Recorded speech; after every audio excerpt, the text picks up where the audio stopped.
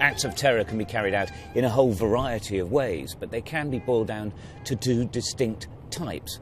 The first is what the militant groups call a spectacular. That would include attacks like the Twin Tower bombing on 9/11, the Mumbai attacks in India, and the Westgate shopping centre in Kenya. They're designed to cause as much damage as possible and to kill as many people as possible. In many ways, they're much more like an actual act of war. The second type of terror is perhaps even more frightening. This is when individuals or small groups carry out indiscriminate attacks on any type of target that they so choose. Car bombs, and obviously the suicide bomb, perhaps the most frightening of all. Now, Russia has got a real problem with this. Since the 90s, there have been nearly 2,000 individual attacks of this nature, and it's killed nearly 3,000 people. There is another variant. It's not peculiar only to Russia, but they have a big problem with it, and that is women suicide bombers, and they're known as the Black Widows.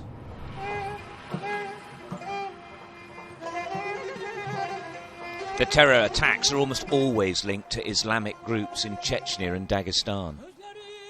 The methodology is simple. Touring around cities like Moscow, suicide teams choose likely targets. The metro and all varieties of mass transport are difficult to defend.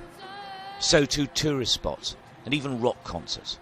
Basically anywhere with lots of people, soft targets, easy hits. More women carry out terror attacks in Russia than any other country in the world.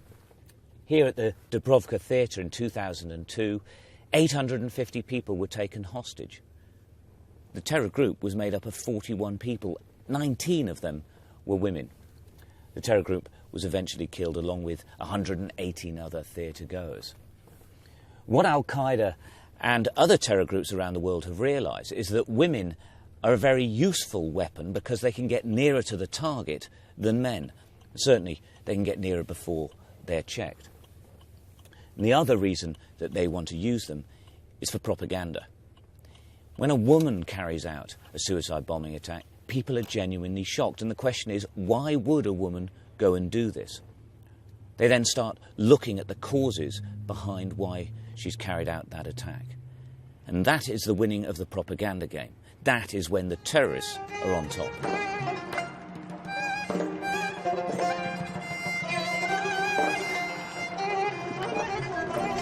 Well, these women attackers are known as Black Widows because it's thought, traditionally at least, that they were indeed the widows of Islamic militant fighters who had died, usually in Chechnya or Dagestan, and that the attacks they carried out were an act of retribution against society here.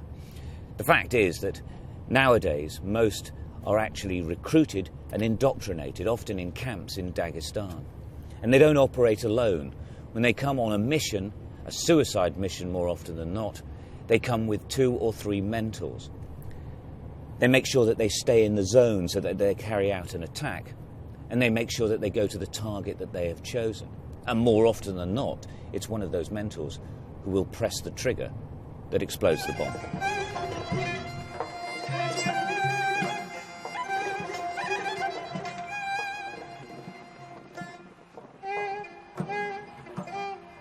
So Moscow, and indeed the whole of Russia, is bracing itself for another terror attack.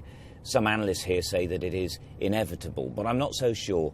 Predicting when a terrorist attack is going to take place is extremely difficult to do, and they almost never do it when it's expected. Nonetheless, the security forces are on high alert. But there is an old adage from terror groups, and it is very true. The security forces have to be lucky every time. The Black Widow attackers need to be lucky just once.